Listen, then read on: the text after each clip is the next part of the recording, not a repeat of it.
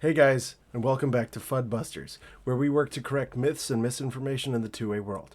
I'm your host, Matt LaRosiere. I'm a gun rights lawyer, auto mechanic, and a struggling amateur machinist.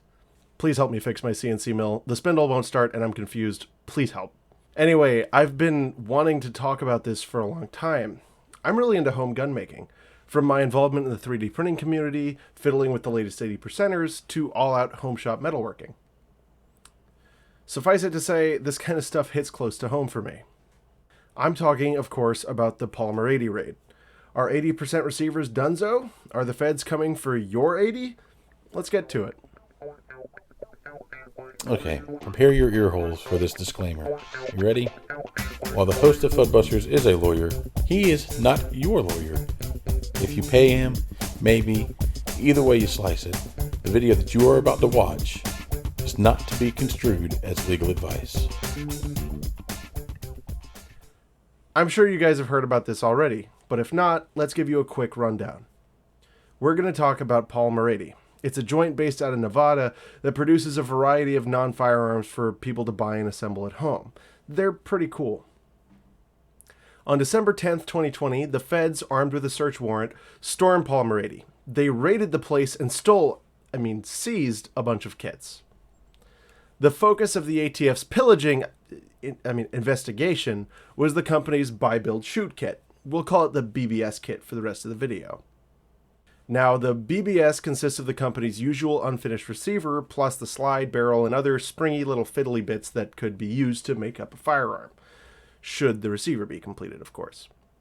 I'll say again, it appears that the BBS kit was the sole focus of the pillage, not the company's litany of other unfinished 80% frames. In fact, you can still get the frames a lot of places. So what is it about the BBS that got the ATF so ravenous? Well, let's check out their application for a search warrant and see if we can glean anything.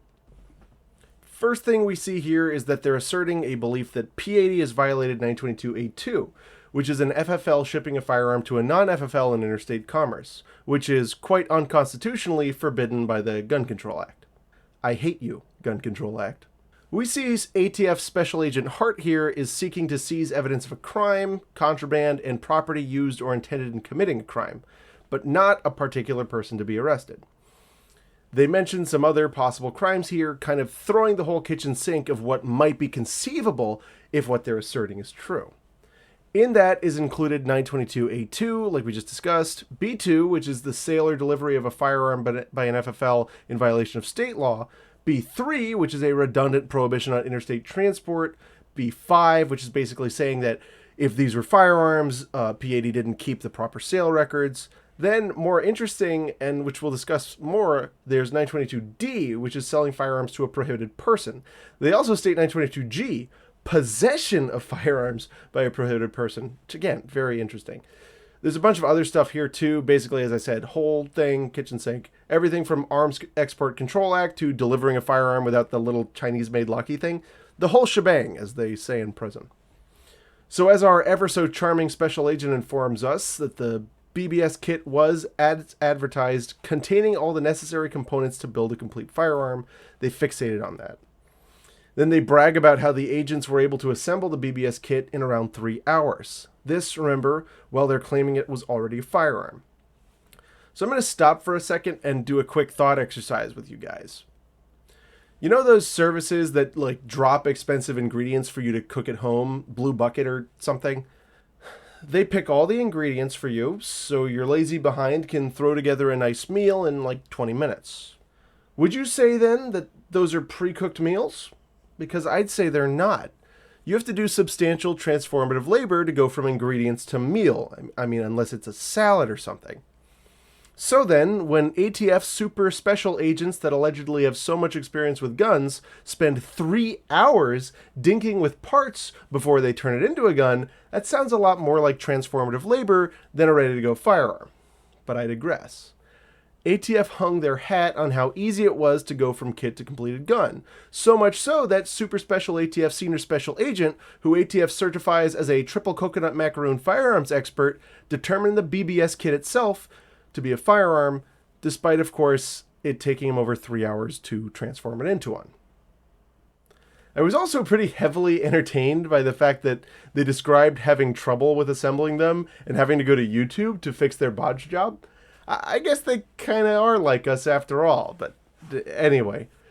Now, firearm is defined a few times in our terrible morass of federal overcriminalization, but the one they're fixated on is 18 U.S.C. 921, which defines it as a weapon, remember that, which will or is designed or may readily be converted to expel a projectile by the action of an explosive.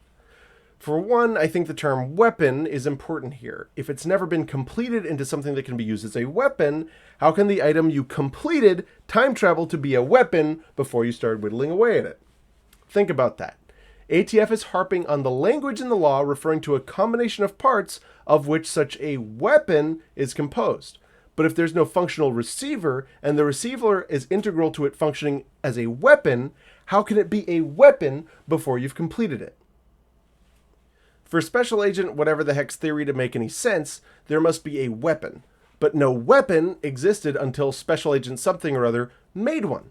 His assertion implies time-traveling firearms, which sounds really cool, but I'm a little skeptical.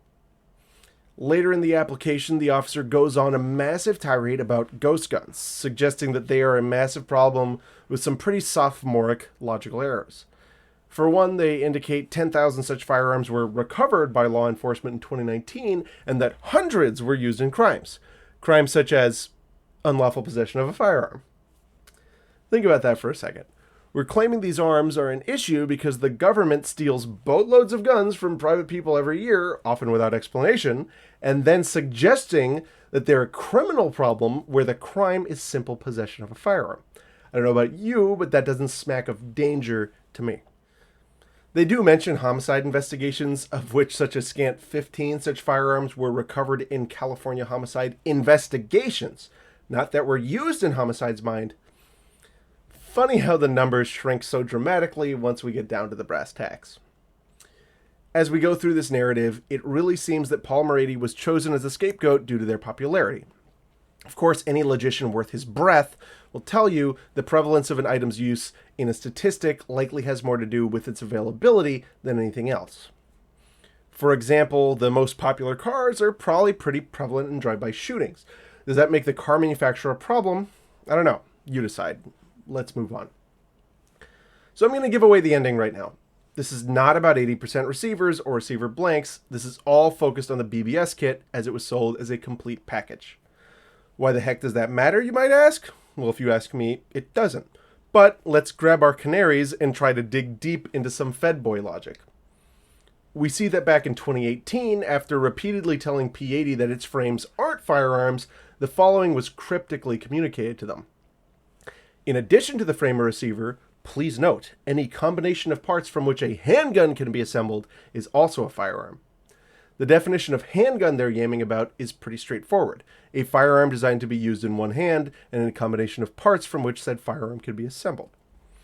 The brain gymnastics going on here is basically ATF's claiming you can have a handgun, which is a firearm, without ever actually having a completed receiver. They're trying to skirt their own long-held concept of the receiver being the only firearm component if a non-receiver is sold with other non-regulated parts. This is pretty bunk, but if I'm being completely honest, a form of this could logically flow. That said, it doesn't jive with the rule of lenity, like, at all. Still, even if we take them at their theory, the definition of firearm requires the existence of a weapon. My time travel concern still stands here. So anyway, let's wrap this up. No, this isn't about incomplete frames. If you ask me, it's about something simultaneously more and less concerning. The agency trying to get crafty and invent a new class of regulated item, a combination of parts to render a complete blaster. It seems lots of the focus was on P80's marketing and the presentation of frames as but a single component of a larger product. This may not be as much of a concern for the myriad of other outfits they're just selling blanks, but as with all things with the ATF, it's hard to know for sure. What's that mean for us? Well, we just got to keep our eyes out. That's my take anyway. As always, guys, remember to keep abreast of what's going on and verify these things for yourself. If you're really concerned, consult your friendly neighborhood gun lawyer. Spreading misinformation about what is and is not legal is how we wind up following laws that don't actually exist. I just like to also take a moment to thank all of you who've been watching and sharing my videos. If you want to support my show, my friend Control Pew has Fuddbusters stickers on sale, and I'd love it if you grabbed one for your toolbox, motorcycle helmet, rifle case, or whatever. I'm a newcomer to the YouTube scene, so your support means the world to me. I'd love to devote more time to fighting misinformation, and if you like, subscribe, and share, not only will it give me a serotonin bump, it'll help me grow the channel.